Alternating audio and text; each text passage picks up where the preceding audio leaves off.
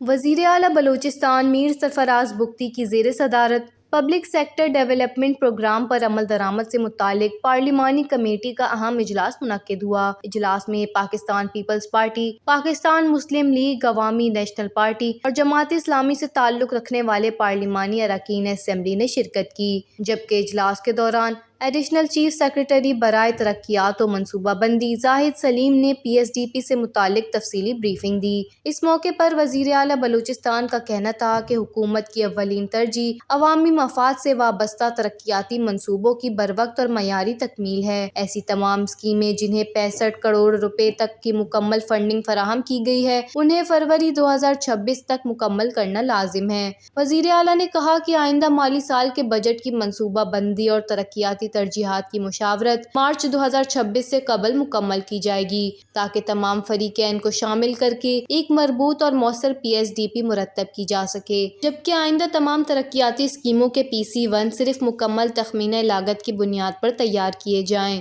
سرفراز بگٹی کا کہنا تھا کہ منتخب عوامی نمائندوں کی مشاورت اور تجاویز کو نہ صرف ترقیاتی ترجیحات کا حصہ بنایا جا رہا ہے، بلکہ ان کی شمولیت سے شفافیت اور عوامی اعتماد میں بھی اضافہ ہوگا، جبکہ تمام اہم منصوبوں پر عمل درآمد کی رفتار سے متعلق جائزہ اور نگرانی حکومت خود کرے گی۔ وزیر اعلیٰ کا کہنا تھا کہ بدعنوانی، بد انتظامی یا وسائل کے غلط استعمال کو کسی صورت برداشت نہیں کیا جائے گا۔